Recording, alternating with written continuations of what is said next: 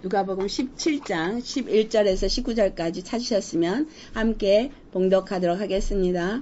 예수께서 예루살렘으로 가실 때 사마리아와 갈릴리 사이로 지나가시다가 한마을에 들어가시니 나병 환자 10명이 예수를 만나 멀리 서서 소리를 높여 이르되 예수 선생님이여 우리를 불쌍히 여기소서 하거늘 오시고 이르시되 가서 제사장들에게 너희 몸을 보이라 하셨더니 그들이 가다가 깨끗함을 받은지라. 그 중에 한 사람이 자기가 나은 것을 보고 큰 소리로 하나님께 영광을 돌리며 돌아와 예수의 발 아래 엎드려 감사하니 저는 사마리아 사람이라. 예수께서 대답하여 이르시되 10사람이 다 깨끗함을 받지 아니하느냐. 그 아홉은 어디 있느냐. 이방인 외에 하나님께 영광을 돌려 자가 아무니냐 하시고 그에게 이르시되 일어나 가라 내 믿음이 너를 구하였느니라 하시더라. 아멘. 아멘. 네, 오늘 말씀의 제목은 그 아홉은 어디 있느냐. 그래, 이 말씀이 그냥 예수님이 땅에 오셨을 때 일어난 사건이 아니라 사실상 이 말씀이 오늘 우리에게 하시는 말씀입니다. 그 아홉은 어디 있느냐. 주님께서 예루살렘으로 가다가 어느 마을에 들어가게 됩니다. 그곳에 10명의 문둥병자들이 있었는데 그 문둥병자들이 예수님이 지나간다는 소리를 듣고 부르짖어 소리를 지르고 그들의 구원을 받기를 원해서 부르짖습니다. 여러분, 여기서 나오는 나병 환자, 그 문둥병자가 누구인가 라고 생각할 때 그것을 우리는 다른 어떤 죄인을 생각하지 마시고 이 마지막 때에 문둥병자가 된 나라는 사실을 우리가 생각하셔야 합니다. 나 자신이 선줄로 생각하면 넘어질까 조심하라 라고 말한 것처럼 우리는 순간에 뭔가 신앙생활을 오래 했고 그리고 또 말씀과 기도의 삶을 살고 주님 안에서 내가 주님을 그래도 사랑하지 뭐 이런 마음을 가지면 내가 뭔가 잘 믿고 있고 뭐가 됐다라고 생각할 수 있는 착각할 수 있는 그런 위험이 있습니다. 그런데 정말 중요한 건 나에게 정말 이 문둥병의 요소는 없는가라는 걸 생각해 보셔야 돼요. 이 나병 환자 10명이 부르짖고 부르짖어서 주님의 발걸음을 멈추게 합니다. 우리의 인생 가운데 주님이 찾아오셨을 때 처음에는 그냥 은혜로 찾아오지만 그 다음에는 어떻게 해요? 부르짖을 때 찾아오십니다. 그래서 이 10명의 나병 환자들은 주님을 부르짖을 때 주님이 그들에게 멈춰섰고 그들을 만나줬습니다. 오늘 여러분 예배를 드리면서 주님 앞에 우리 심령이 이렇게 부르짖고 주님을 찾아서 그분을 만나는 이 예배가 되기를 소망하십니까? 아멘. 네, 아멘. 이 마지막 때에 살고 있는 우리에게는 너무나 중요한 것이 정말 주님을 만나야 됩니다. 그런데 주님을 만난다는 이 만남의 의미가 도대체 무엇인가라는 거예요. 그냥 부르짖다 보니까 주님이 오늘 나한테 조금 은혜를 주셨고 어떤 말씀을 조금 깨닫게 해주셨고 뭔가 이렇게 느낌이 뭔가 오신 것 같고 이런 걸 의미하는 게 아니라 여러분 오늘 정말 주님을 만난다는 것이 무엇인지를 이 말씀 속에서 깨달아 알기를 축원합니다. 네, 이 나병 환자 그러면 이 나병 환자는 나병 환자가 어떤 존재인가라는 걸 우리가 먼저 보기를 원합니다. 레위기 13장 45절에서 46절의 말씀을 보면은 나병 환자가 걸렸을 때 이 나병 환자들은 어떻게 해야 되는지를 기록하고 있습니다. 일단 나병 환자라는 이게 제사장에 의해서 진단을 받았을 때는 옷을 찢고 머리를 풀고 그 다음에 윗입술을 가리고 부정하다 이걸 외쳐야 되는데 항상 부정하다 외쳐야 하는 거예요. 우리 오늘날 예수 믿는 사람, 교회 다닌다는 사람, 뭐 안 믿는 사람은 말할 게 없죠. 그런데 자기가 이런 나병에 걸렸는데도 이거를 알지 못하고 옷을 찢지 않고 머리를 풀고 입술을 가리고 부정하다 하며 주님 앞에 회개하는 자가 별로 많지 않다는 거죠. 근데 이 나병 환자는 이렇게 해야만 하는 거예요. 근데 이렇게 하면서 뭐 어떡하라고 말해요? 그들은 병이 있는 날 동안에 성전에 못 들어갑니다. 이스라엘의 그 진영 가운데도 못 들어갑니다. 진영 바깥에서 혼자서 살아야 돼요. 이 질병이 있는 동안에 그러니까 그곳에 가서 문둥병자끼리 살 수도 있죠. 그런데 거룩한 이스라엘의 진영엔 절대 못 들어온다는 것이고, 또 여호와의 그 성전에는 가까이 갈 수도 없다라는 사실이에요. 그러면 우리가 오늘 예수 믿고 그리스도의 몸된 교회에 일원이 됐다고 할 때에 정말 이 나병 환자라면 온다 한들 만날 수가 없고 산다 한들 사는 게 아닌 거죠. 그렇죠? 그 다음에 두 번째, 그 나병 환자가 이제 나병에서 정결함을 얻으려고 하면은 레위기 14장 8절에서 9절 말씀을 보겠습니다. 정결함을 받을 때에 어떻게 해야 정결함을 받느냐. 여기서 바로 그 옷을 빨아야 되는 거예요. 그가 입었던 옷을 빨아야 됩니다. 우리가 죄를 깨달았을 때 주님 앞에 나아가서 회개할 때 그것을 옷을 빤다라고 표현합니다. 어디다 빨아요? 물에 빨고 예수의 피에 빨아야 되죠. 옷을 빨고 그 다음에 털을 밀어야 돼요. 털을 밀고 물에 온몸을 다 씻겨야 돼요. 몸에 있는 모든 털을 민다는 게 머리도 밀고 눈썹도 밀고 이 살에 있는 털도 밀고 완전히 다 미는 거예요. 모든 털은 하나도 없이 밀고 그 다음에 물로 씻어요. 그리고 나서도 이가 정말 정결한가 아닌가를 또 7일 동안을 놔두고 또 봅니다. 그러다가 정말 이가 정결해졌다라는 판정이 되어지면 그렇게 다시 모든 털을 다 밀고 옷을 빨아서 입고 그 다음에 물로 온몸을 씻습니다. 그런데 일주일 다시 점검하는 그 전에는 진영으로 들어올 수는 있어요. 근데 자기 가족의 집 안에는 못 들어가요. 그러니까 결국은 얼마나 정결한지 이 사람이 깨끗한지를 점검하고 또 점검해서 확인하되 완전히 새롭게 함을 얻는 그러한 규례를 행하여야 하더라라는 거예요. 그러면 이 나병 환자의 이와 같은 문제점을 왜 이런 규례를 통해서 우리에게 옷을 빨고 그 모든 털을 눈썹까지 다 밀고 그리고 온몸을 물로 씻어서 정결한지를 확인하고 또 일주일을 확인해야 되는 이 모든 규례는 무엇을 의미하고 있느냐. 왜 나병 환자가 걸리면 진영 안에 들어오지도 못하고 밖에 있어야 되고 성전엔 갈 수도 없느냐. 이러한 것을 우리에게 왜 규례로 주었느냐. 이것은 곧 우리 주 여호와 하나님 앞에 나아가는 나라는 존재가 어떠해야 될 것을 가르쳐주는 거예요.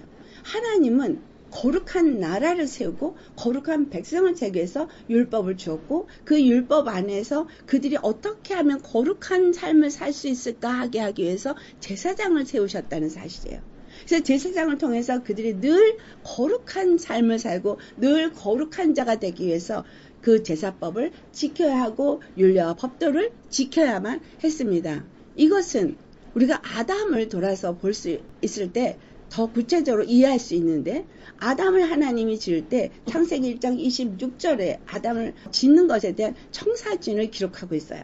내가 아담을 어떻게 지을 거야 라는 거를 말씀으로 기록하고 있는데 하나님의 형상을 따라 그의 모양을 따라 지음을 받았다 할 때 그 하나님의 형상을 우리 주 예수 그리스도라는 걸 압니다. 그렇죠? 그래서 예수 그리스도를 닮도록 그 안에서 우리가 지음을 받았고 그 지은 그가 그 다음에 형상으로 그 모양으로 왜 지었느냐라는 거죠.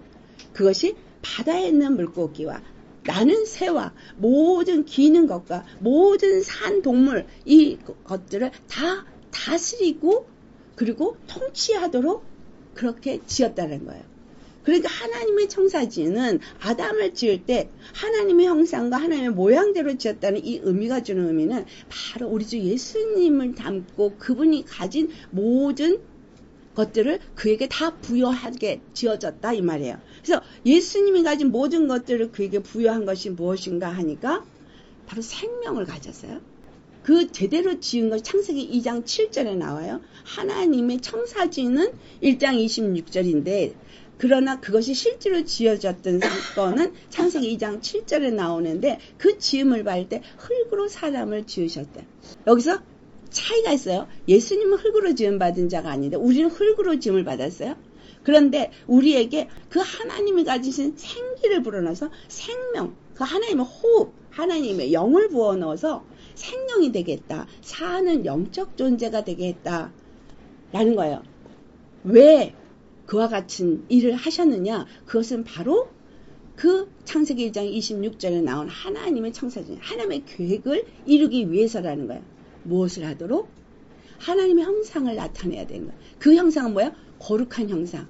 그 거룩한 형상을 가진 자는 무슨 일을 하냐? 바로 모든 것을 다스리고 통치하는 권세와 능력을 가진 통치권자라는 거예요. 그러한 자가 되게 하기 위해서 무엇을 했어요? 흙으로 지은 그 아담에게 하나님의 영을 부어놓은 거예요. 성령을 부어주신 거예요. 그러니까 성령으로 말미암지 않고는 결단코 그 통치권자의 권세를 사용할 수는 없는 겁니다. 아멘? 그래서 아담을 창조하신 그분은 예수 그리스도의 예표로서 이 땅에 지어진 거예요. 그 예수님의 모든 모형을 그대로 가지고 지어졌을 때 예수님과 아담의 차이는 예수님은 말씀이 육신이 되어지시는 분이고 아담은 흙으로 지어진 사람인 거예요. 그러니까 예수님은 온 몸의 살이 다 뭘로 지어진 거예요? 말씀으로. 사람은 뭐로? 흙으로. 그럼 말씀은 뭐예요? 영이요 생명이에요. 흙은 뭐예요? 그냥 가치 없는 썩어지고 죽어지는 존재. 그러나 그 차이는 뭐냐? 그 안에는 생명은 똑같고 그 안에 주어진 권세도 똑같았는데 그래서 아담에게 모든 짐승들과 모든 걸 끌어다가 이름을 짓게 하니까 하나님의 지혜와 능력이 그에게 다 있으니까 보는 즉시 이름을 그냥 다 지어서 그들을 이름을 주니까 그대로 그 이름이 불려지는. 그리고 왜? 통치권자니까. 하늘의 지혜를 가지고 하나님의 그 모든 전략으로 다스리는 자니까 그 모든 일을 할 수 있었어요. 그런데 하나님이 지은 목적, 바로 하나님이 세운 그 청사진의 그 계획에는 온전히 다 이루질 못하고 그가 하나님의 말씀에 불순종함으로 그 모든 것들을 다 빼앗겼어요. 누구에게? 누구에게 순종하든지 순종하는 자의 종이 된다고 한 것처럼 바로 마귀에게 순종하니까 그게 마귀에게 다 가서 마귀는 세상 임금이 되고 세상의 통치권자가 되어지고 하나님의 형상을 다 무너뜨린 자가 되어버린 거예요. 이것을 회복시킨 분이 우리 주 예수님인데 여러분 나병은 완전히 썩어지는 거예요. 썩어져서 어떻게 되냐면 손가락이 5인데 이게 6손이 되어져요. 어떻게 되냐? 마디마디마다 부러져 나가면서 자기 마음대로 여기서 또 생성이 되어지는 거예요. 그래서 손가락이 생겨요. 여러분 예수님을 믿는 사람들은 하나님의 뜻대로 살아야 되는데 이 문둥병자 나병 환자가 되어지고 나면은 자기 멋대로 자기 마음대로 아무데나 삐지고 나와서 이게 하나님의 일이야. 이게 바로 내가 원하는 일이야 하면서 그렇게 자기가 원하는 대로 사는 육적인 사람이 되는 거예요. 예수님은 아담을 지을 때부터 하나님은 예수님과 동일하게 지어졌기 때문에 그 목적대로 그 뜻을 이루실까요? 안 이루실까요? 이루시는 분이라는 거예요. 그 일을 이루시는 하나님이 바로 예수를 그리스도를 이 땅에 보낼 때 말씀이 육신되어 오시면서 마지막 아담으로 오셔가지고 그가 바로 그 아담이 지은 모든 죄를 다 사해주기 위해서 아담의 죄를 도말에 버리신 거예요. 왜? 죄의 값을 지불해 버리셨기 때문에. 그래서 그 죄의 값을 지불하니까 그 아담의 죄는 도말해 버려졌는데 이제 하나 남은 게 있죠. 왜냐하면 그 첫사람 아담을 지은 하나님의 창조 목적은 이루어져야 되잖아요. 그러려면 어떻게 해야 돼요? 죽으시고 부활하신 예수님은 바로 그 능력을 나타내기 위해서 우리 안에서 예수님을 닮은 새 사람 지어야 하는 거예요. 그런데 그 새 사람은 말씀으로 육신을 입은 사람을 지어야 되는 거예요. 아멘? 근데 말씀으로 육신을 입은 사람은 바로 성령에 의해서 지어져야 하니까 성령을 보내주신 거예요. 여러분 우리 예수님 믿는 모든 사람들이 성령을 받고 나니까 말씀을 깨닫고 말씀에 순종하면서 말씀으로 지어지기 시작했어요. 창세기 3장에 니고데모가 예수님 앞에 찾아와서 우리가 어떻게 하면 구원을 받을 수 있을까 질문을 할 때 예수님 뭐라 그래요? 물과 성령으로 거듭나지 아니하고 하나님 나라에 들어갈 자가 없다. 자, 예수님은 하늘에서 와서 말씀 육신에 오셨기 때문에 죽으셨다 부활하셔도 하늘로 다시 들어갈 수 있었는데 우리는 육체의 사람은 절대 하늘에 못 들어가는 거예요. 더러우니까. 나병 환자는 절대로 진영 안으로 못 들어와요. 하나님의 성전에 못 가요. 못 들어와요. 그러니까 나병이 치유를 받아야 되는 거예요. 그 치유를 받게 하기 위해서는 예수님의 말씀으로 치유를 받아야 돼. 물과 성령으로 거듭나야 돼. 근데 그 물과 성령이 뭐냐? 말씀인 거예요. 물로 표현된 하나님의 말씀, 성령의 하나님의 말씀, 그쵸? 하나님은 물로 우리를 씻기시고 나병이 깨끗하게 나으려면 다 씻어야 돼요. 성령을 받아야 돼요. 할렐루야. 그러니까 우리가 말씀을 먹고 그 말씀으로 새롭게 거듭나고 새로워질수록 무슨 몸이 세워지는 거예요? 말씀으로 지어진 몸이 세워지는 거예요. 그걸 우리가 속사람이라고 표현합니다. 우리의 속사람은 말씀으로 지어지는 자예요. 말씀에 순종한 만큼 지어지고 성령이 임하여서 성령이 가르쳐 주시는 말씀이 성령의 감동을 받은 대로 변화되어져서 하나님의 생명이 살아 역사되어지고 하나님의 영이 역사되어지는 바로 예수님의 형상을 회복하는 몸이 되는 거예요. 아멘. 그래서 오늘 우리가 예수님을 믿는 건 바로 이 나병 환자가 되어서 다 썩어져 가고 있어요. 죽어져 가고 있어요. 고름으로 그냥 고름이 뚝뚝 떨어져 피가 오르죠. 근데 몰라. 왜? 나병 환자는 감각이었거든요. 아무것도 못 느껴요. 그래서 여기서는 실제로 육체의 나병을 말했지만 오늘날 우리 교회에는 뭐예요? 나병의 영, 문둥병의 영에 완전히 속아서 자기가 썩는지 자기가 죽어져 가는지 자기네들이 분리되어지고 연합이 없는지 알지 못하는 자가 된 거예요. 그러니까 교회가 연합이 없이 다 분리되잖아요. 하나가 못 되고 있잖아. 근데 예수님 어떻게 해요? 하나이시거든. 그래서 우리 안에서 새롭게 지어지는 새 아담은 예수님 안에서 지어지는 아담인 거예요. 그래서 우리는 반드시 말씀이 육신이 되어지는 과정이 필요한 거예요. 그 말씀이 육신이 되는 과정은 뭐예요? 말씀 앞에 순종할 때 말씀이 순종함으로 빚어지는 몸으로 세워지는 거죠. 예수님을 영접하고 예수님 안에서 그 생명을 받고 그 말씀으로 살고 그 생명으로 살 때 그 몸이 지어지는 거예요. 그것이 말씀이 육신이신 예수님의 몸을 세우는 거예요. 예수님 십자가에 죽으시고 부활해서 하늘에 올라와서 보좌가 되셨고 이제는 그 말씀을 듣고 그 안에서 순종하는 자들에 의해서 몸이 세워지는 것이라는 거예요. 그런데 여기서 돌아온 나병 환자가 있는 거예요. 예수님께서 뭐라고 표현하냐면 너희는 가서 제사장에게 내 몸을 보이라. 그들이 나병이 그대로 있었어요. 그런데 그들이 길을 가는 동안에 나았어. 10명이 동일하게 나았어요. 그래서 깜짝 놀라서 한 사람, 이 사마리아인은 너무 놀래가지고 하나님이 이루신 일에 영광을 돌리면서 막 놀래가지고 소리를 지르는데 그대로 그가 돌이켜서 예수님을 향해서 왔어요. 왜 그랬을까? 10명이 똑같이 치료를 받았는데 9명은 그냥 예수님이 저 대제사장에 가서 내 몸을 보이라고 나은 것을 확인하고 진찰받으라고 보냈으니까 그냥 가는데 이 사람은 왜 돌아왔을까? 우리가 신앙생활을 하면서 율법 앞에 서게 됩니다. 율법은 우리에게 죄인이라고 가르쳐줘요.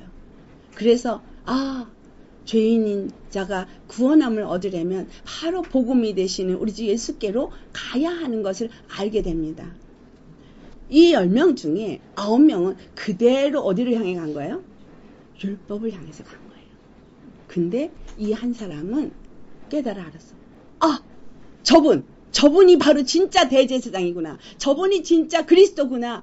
계시를 받은 거야. 하나님으로부터 깨달아 알아지니까 누구한테 경배해야 돼요? 저기 가서 저 대제사장 율법으로 세운 저 대제사장에 가서 날 보이고 진찰받고 날 깨끗해져서 이게 아니라 진정 내가 구원받고 깨끗함을 얻은 것은 저분에게 가야 되는 거야. 누구? 예수 그리스도에게. 그래서 그는 돌아온 거예요. 여러분 우리는 이 시대에 정말 어디로 가야 됩니까? 누구에게 가야 합니까? 나의 구원이 어디서부터 왔고 내가 살 수 있는 길이 어디인지를 안다면 무엇을 향해서 우리의 발걸음을 돌이켜야 되겠어요? 이 한 문둥병자, 이 나병 환자는 진짜가 저분이다라고 그리스도라는 걸 안 그 순간에 예수님 앞에 달려갔어요. 그리고 그 발 앞에 엎드려서 그에게 감사합니다. 여러분 우리가 오늘 드리는 예배는 어떤 자들이 드린 예배예요? 구원함을 모든 기쁨에 감사가 있는 자가 드리는 게 예배입니다. 예수님 앞에 나올 때는 이 자리에 나와서 징징거리고 나 이거 힘들어요. 나 저거 뭐 필요해요.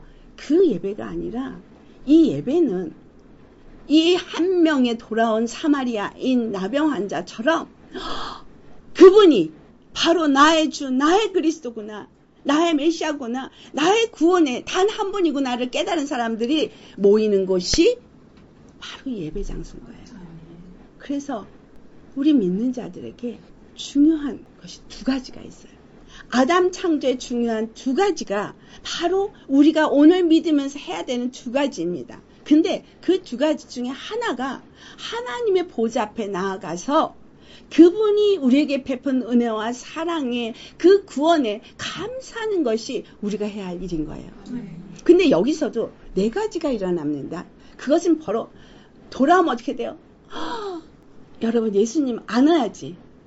예수님한테 가면 예수님이 나를 구원한 그분인데 너무 기쁘고 너무 감사하니까 여러분 어떻게 돼요? 예수님. 그리고 뭐 했겠어요? 그분을 찬양하겠죠. 첫째, 예수님을 안아야 돼요. 그렇게 안아야 돼요. 당신이 나의 주입니다. 나의 그리스도입니다. 당신이 나를 구원했습니다. 당신이 나를 살리셨습니다. 나는 당신 때문에 회복했습니다. 그분을 안아야 돼요. 두 번째, 주님, 당신과 같은 분이 어디 있습니까? 내가 이때까지 세상의 것을 추구했으나 나는 이제 주님만을 찬양합니다. 그분만을 찬양해야 돼요. 경배해야 돼요. 찬양이 있어야 돼요. 그래서 예배는 그리고 나서 그분을 높여야죠. 그래서 우리가 주님 앞에 드리는 찬양, 그분을 높이는 찬양을 해야 되는 거예요. 찬양은 하되 내 목소리로 내 온 마음으로 찬양하지만 그분을 높이는 거예요. 만왕의 만주의 주 당신만이 영광의 왕이십니다. 당신만이 존귀하신 하나님이십니다. 그분을 높이고 그 다음에 뭐의 찬양이 있어야 돼요? 감사의 찬양이 있어야 돼요. 감사합니다. 주님. 감사합니다. 여러분 우리가 예배 와서 찬양을 드리는 이 주님의 보좌 앞에 나와서 드리는 이 예배에는 이 네 가지가 있어야 하는 거예요. 그런데 이 네 가지가 있고 나니 이 한 명의 문둥병자에게 예수님 뭐라 그래요? 이가 구원을 받은 기쁨에 감사하는데 10명이 다 똑같이 구원받지 않았냐? 다 치유받지 않느냐? 9명은 어디 갔니? 많은 사람들이 교회 와서 예배를 드렸지만 여러분 정말 오늘 여기 와서 예배 드리시면서 다 이렇게 드리셨습니까?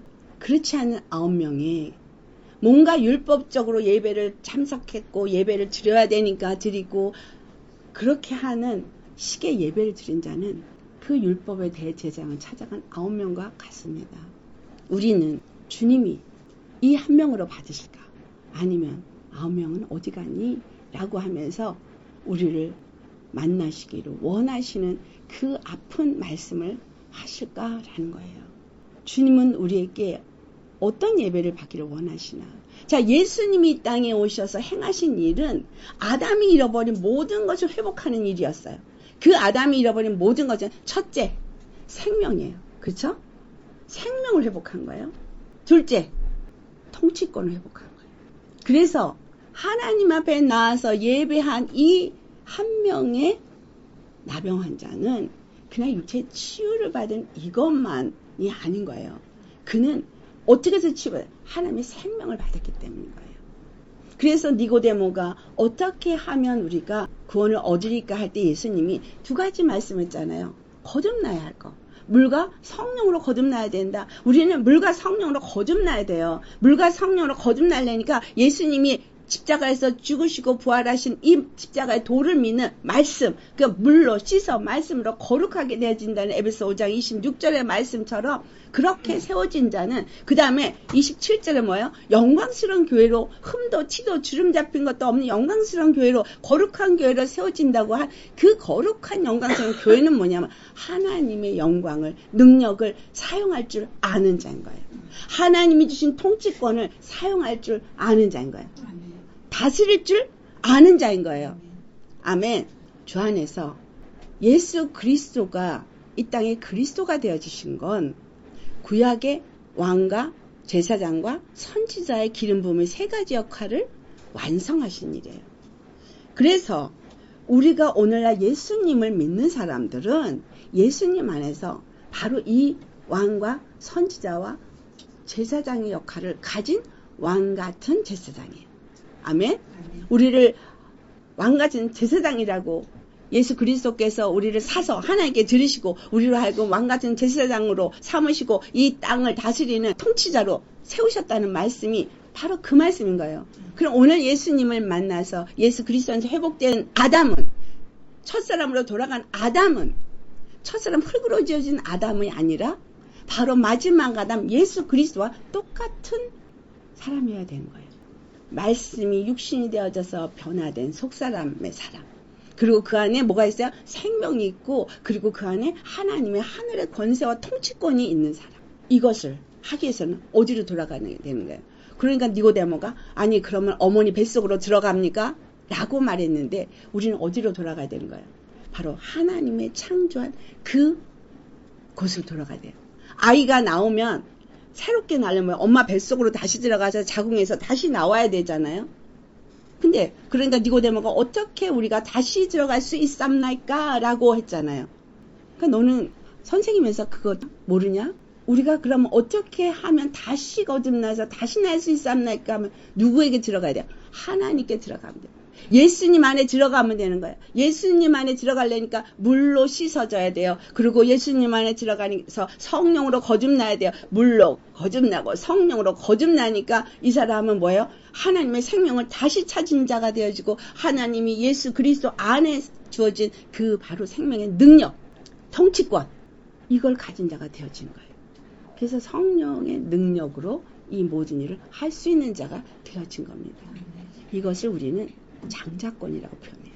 예수님이 맏아들로 오셔서 그 모든 일을 다 이루셨잖아요.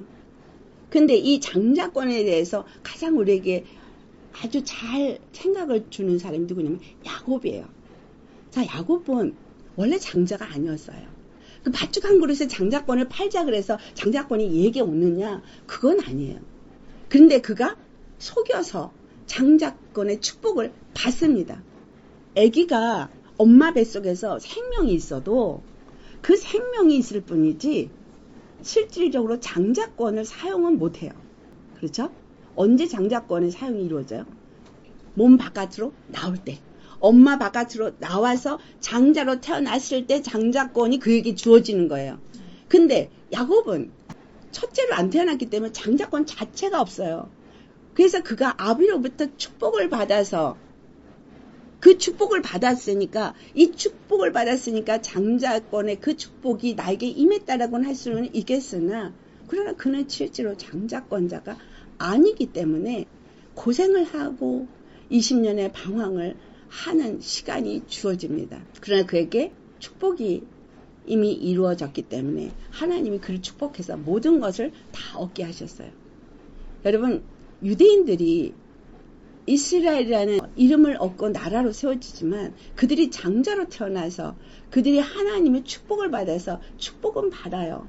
근데 문제는 그 축복을 받은 그 축복이 완성이 되려면 바로 예수 그리스도를 영접해야 예수 그리스도 안에서 모든 믿는 자들이 바로 그 장자권을 얻게 되어지는데 그들이 장자로 육체로는 태어났어도 예수님을 믿지 않으니까 그들에겐 장자권이 없는 거예요. 육체 이스라엘의 이름은 있지만 근데 야곱의 그 삶에서 우리에게 가르쳐주는 건 그가 돌아오다가 이제 그 장자권을 가진 에서를 만나서 이제 그 장자권에 의해서 죽임을 당해 생긴 거예요. 다시 말하면 아담이 내가 이제 예수님이 죽으셔서 난 이제 예수 안에서 축복을 가졌어. 그러니까 나는 이제는 장자권을 가진 자야 하고 아무리 해도 예수 그리스도 안에 속하지 않으면 그거 내 권세잖아 하고 누가 찾아와? 사망 권세가 찾아오는 거예요. 그러니까 야곱에게 에서가 찾아와서 너 그거 내 거야. 그러고서는 너는 내 걸 뺏어갔으니까 죽어. 그러고 죽이면 그냥 죽음을 당하게 생겼으니까 그거 야복강가에서 부르짖는 거예요. 밤이 맞도록 부르짖는 거야. 천사와 씨름해서 결국은 그가 뭘 얻어내요? 이스라엘이라는 이름을 얻어냅니다. 이스라엘이라는 이름은 장자 이름이에요. 결국은 그가 축복을 받았어도 그는 아직 장자가 되지 않았는데 이스라엘이라는 이름을 받고 나니까 그 다음에는 에서가 그를 건드리지 못하게 된 거예요. 그리고 그는 그 이삭의 모든 가계를 이어받는 자가 됩니다. 우리가 예수님을 믿는다 그래서 생명을 얻은 자는 되어지지만 장자권은 예수 그리스도 안에 있는 자에게 주어지는 거예요. 그래서 교회에서 예수님 믿고 예수님이 십자가에 죽으시고 부활하셔서 내가 그걸 믿으니까 생명을 가졌다고 하면서 예배를 드리는데 이 주님 앞에 나와서 예배 드리는 자는 예배만 드리는 게 아니라 아담에게 두 가지 역할을 준 것처럼 두 가지 역할을 해야 되는 거예요.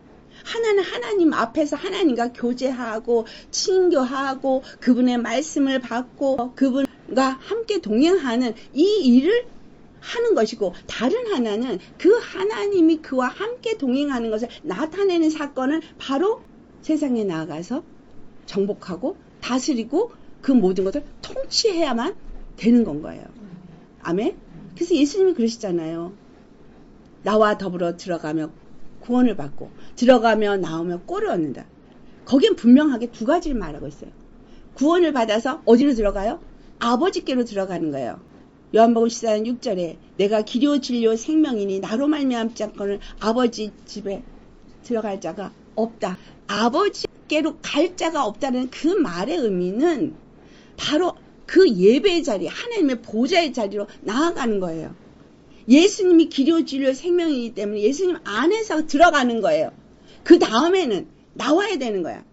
누구와 함께? 예수님과 함께 예수님의 몸이 되어져서 꼴을 먹으면서 말씀을 먹으면서 그 말씀의 능력으로 예수님이 이 땅 가운데 행하신 일을 우리도 동일하게 행하는 자가 되어야 한다라는 거예요. 말씀이 육신되어 오신 예수님은 우리에게 그 본을 이 땅에서 보이셨는데 그것이 바로 저녁이면 주님 앞에 나아가서 기도하며 예배하며 주님을 만나고 낮이면은 이제 나아가서 병든 자를 고치고 죽은 자를 살리고 문둥병을 치유하고 중풍병자를 치유하고 뭘 했어요? 통치권을 나타낸 거예요.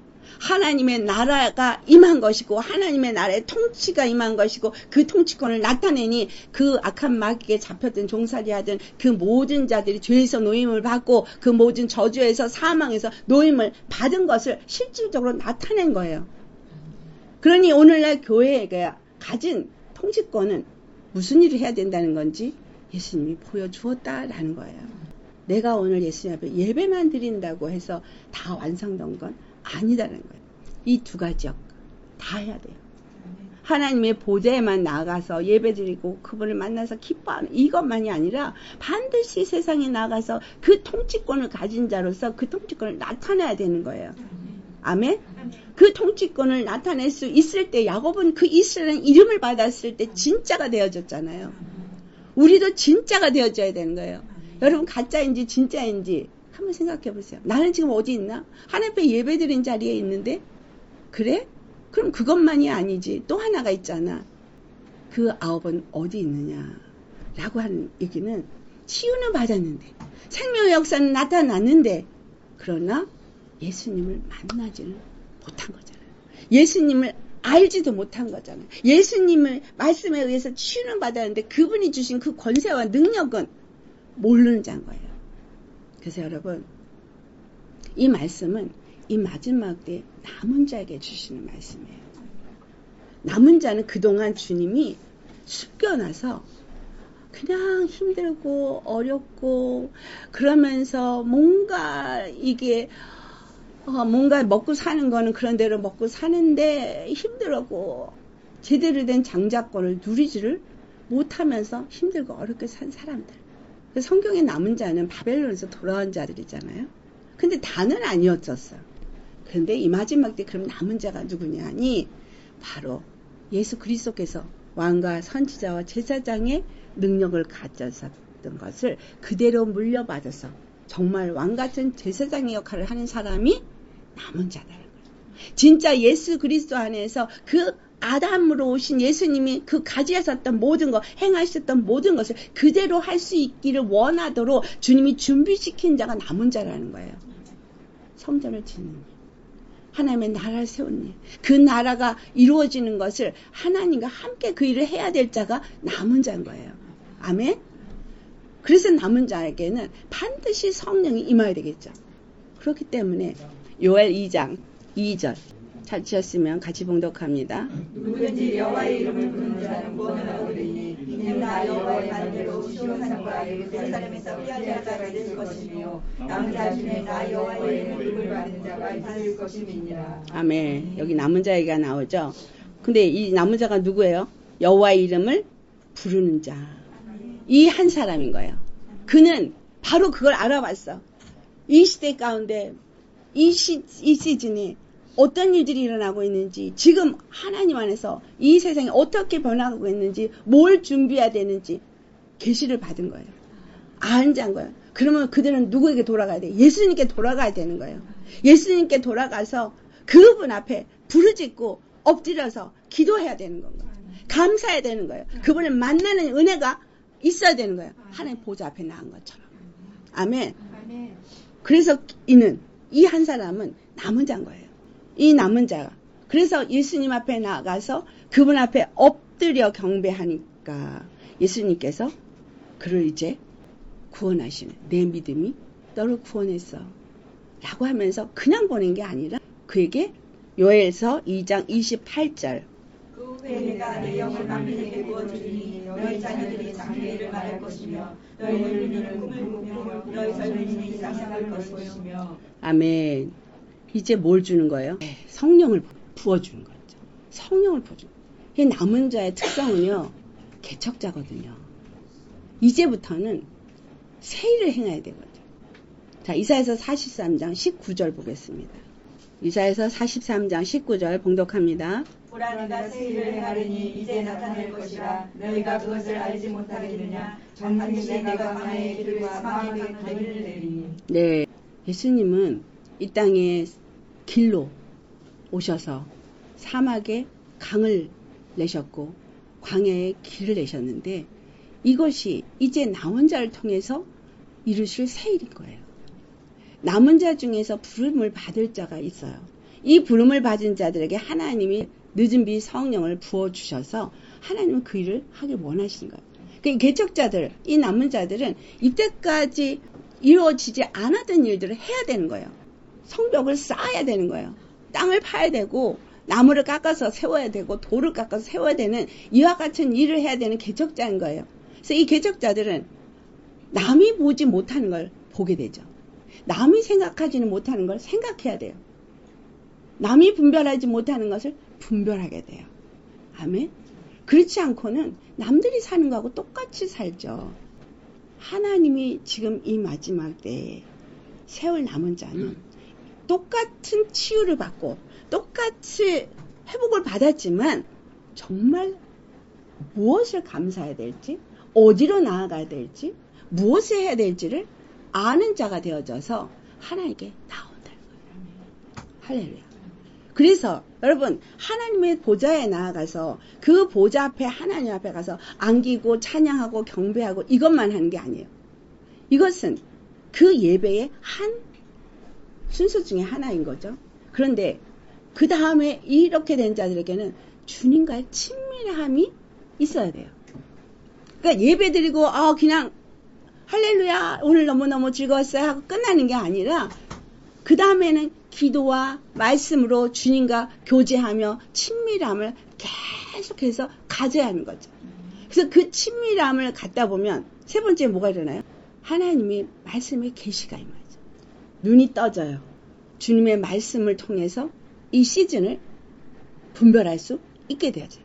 무엇을 해야 될지, 어떤 길로 나아가야 될지 알게 된다는 거예요. 많은 사람들이 제 길로 갑니다. 믿는다는 사람들이 제 길로 가요. 그 9명처럼. 그런데 이 돌아온 한 사람 같이 남은 자는 하나님 앞에 돌아와서 자기가 해야 될 일이 무엇인지를 알고 그분께 감사함으로 인해서 주님과의 친밀한 교제 관계가 이루어지고 그 다음에는 하나님부터 계시를 받아서 눈이 열려지고 깨달아지고 더 알아지니까 무엇을 해야 될지, 어떤 길을 가야 되고 어떤 길은 가지 말아야 될지를 더 구체적으로 알아진다는 거예요. 누가 이 일을 해요? 성령님이. 그러니까 성령이 임해야 그 다음 행보를 알 수 있잖아요. 그러니까 한 번 알고 한 번 행해요. 주님이 그랬죠. 나와 함께 들어가며 나오며 꼴을 먹고 주님과 함께 매일매일 친밀한 교제를 하고 그분을 더 알아가고 그분으로부터 말씀을 깨닫고 분별이 되어지고 나아가는 거예요.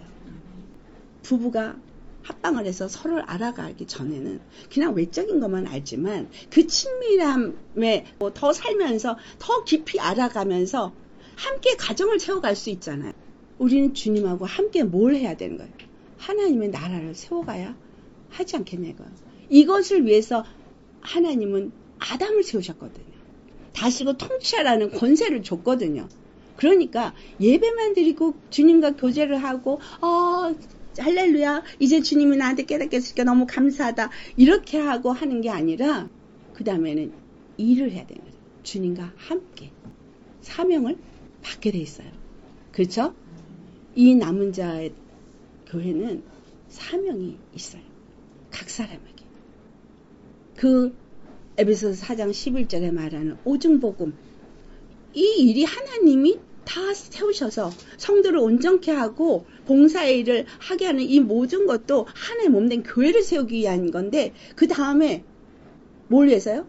그분의 장성한 분량에 충만한 데까지 이르고 세상의 속임수나 그런 유혹에 흔들리지 아니하고 그래서 굳건하게 세워져서 하나님의 온전한 뜻을 이루어서 머리에까지 이르는 그러한 교회가 되어지게 하기 위해서 성령님을 우리에게 보내주셨답니다. 그래서 우리에게는 반드시 뭐가 나타나요? 왕권이 나타나게 되어 있어요. 그걸 주님이 이 마지막 때에 일할 남은 자들에게 부어주실 거라는 게 요한일서 2장 28절입니다. 성령이 아니곤 아무것도 할 수 없어요. 오직 성령님만 할 수 있어요. 아멘? 여러분 여리고성에서 바디메오가 소리 지르는 거 무슨 의미인지 아십니까? 왜 여리고성이었나? 성경은요 그냥 써진 게 아니에요. 여리고성은 뭘 기억하게 해요?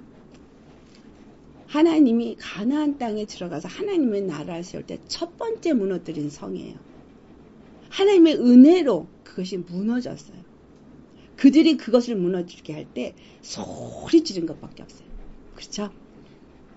바디메오가 거기에 참 독특한 것은 왜 바디메오를 그냥 바디메오라고 그 이름만 여리고성의 한 바디메오 거지가 이렇게 하지 않고 그가 누구의 아들인지를 말하고 있어요. 디메오의 아들 바디메오라고 말해요. 디메오의 아들 바디메오라고 한 이 말은 그냥 있는 게 아니라 그 디메오의 아들이라는 의미는 그가 이 모든 여리고의 사건을 다 들은 사람이라는 거죠.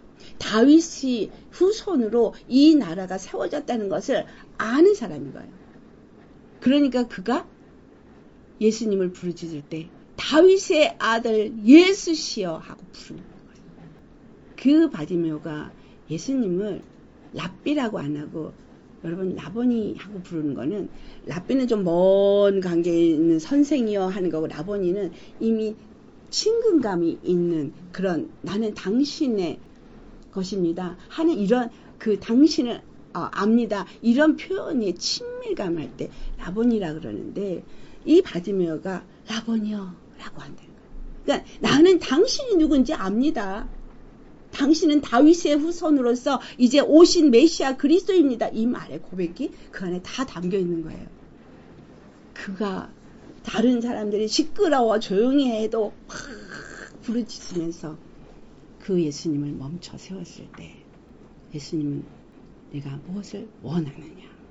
돈을 원한 것도 아니고 명예를 원한 것도 아니고 보기를 원하나이다.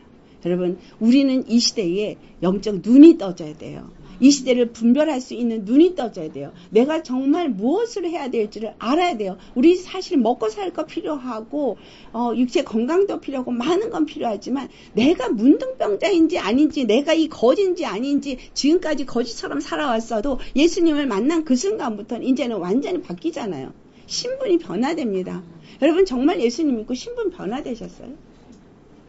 정말 예수님 믿고 하늘의 하나님을 아버지라 부르는 아들의 권세를 가졌다는 것을 믿는 사람입니까?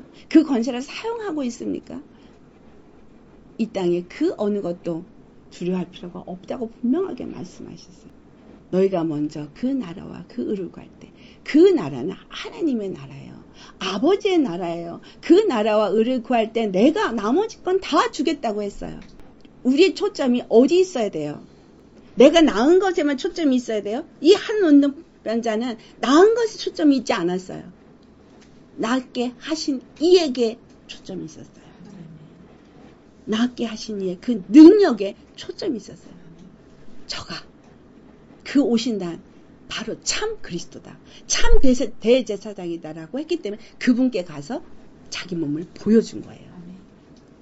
여러분, 우리는 예수님이 우리 몸을 보기를 원해요. 어떤 몸을 보여주시겠어요? 어떤 몸으로 그분 앞에 나아가서 그분 앞에 고백하겠어요? 그리고 그분이 주신 은혜를 받고 이제 나아가서는 세상에서 어떤 자로 살겠어요? 우리의 삶에, 믿음의 삶에 하나님의 왕권의 능력이 나타나는 왕같은 제사장의 삶을 살아야 한다는 거예요. 왕, 선지자, 제사장 이 세 가지 역할을 하는 자로 살아야 된다는 거예요. 왕권을 가졌을 뿐만이 아니라 제사장의 역할은 뭐예요? 백성을 거룩하게 하는 일. 그러니까 나를 통해서 누구를 거룩하게 해요? 내 가정을, 내 자녀를, 내 주위에 있는 사람들을 거룩하게 해야 돼요. 그 다음에 선지자 역할은 뭐야? 하나님의 말씀을 받아서 전하는 자잖아요. 하나님의 말씀을 우리에게 왜 깨닫게 해요? 이 말씀을 전하도록. 아멘? 그래서 우리는 두 곳에 두 가지 역할, 두 가지 일을 해야 해요. 아멘? 하나님 앞에 보좌 앞에 나가서 어떻게 해야 돼요? 경배하고 그분을 안고 찬양하고 높이고 감사한 예배를 드리고 나면 그분과 함께 그 다음에 친밀한 교제를 계속 말씀과 기도로 가지면서 말씀의 계시를 받아서 그 다음에 들고 나아가서 왕같은 제사장의 역할을 세상 가운데서 행하는 자가 돼야 되는 거예요. 그러려니 주여 보여 주시옵소서 우리 주님 앞에 부르짖어야 되는 거예요. 이 10명의 나병 환자들도 부르짖었고 바디메어도 부르짖었고 주님의 발걸음을 멈추게 해야 합니다. 지금 이 나라가 위기죠. 지금 부르짖는 자들이 있죠. 정말 과연 얼마나 부르짖고 있을까? 그러나 정말 부르짖는 자가 있다면 하나님 우리에게 긍휼을 베푸실 것입니다. 사람의 손으로는 있을 수 없는 일을 하나님은 하실 수 있는 분이에요.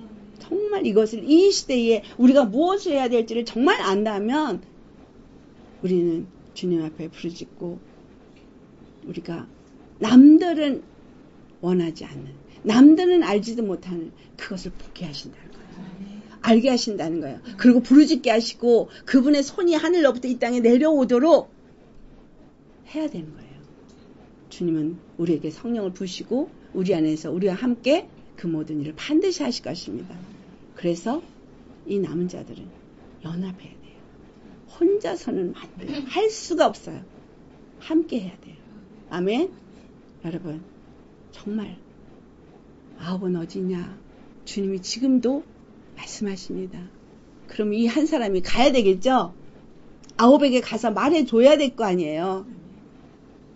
우리가 그렇게 주님의 마음을 알고 그분의 뜻과 생각을 아는 자가 되어져서 정말 아버지의 뜻이 하늘에서 이룬 것처럼 이 땅 가운데서 이루어지게 하는 자가 되시기를 주님을 찬양만 할 뿐 아니라 그 통치권 예수 그리스도에서 회복시키시긴 그 모든 능력을 사용하여서 반드시 그 일을 이룰 수 있는 저와 여러분 되시길 예수님으로 축원합니다. 아멘. 기도하시겠습니다.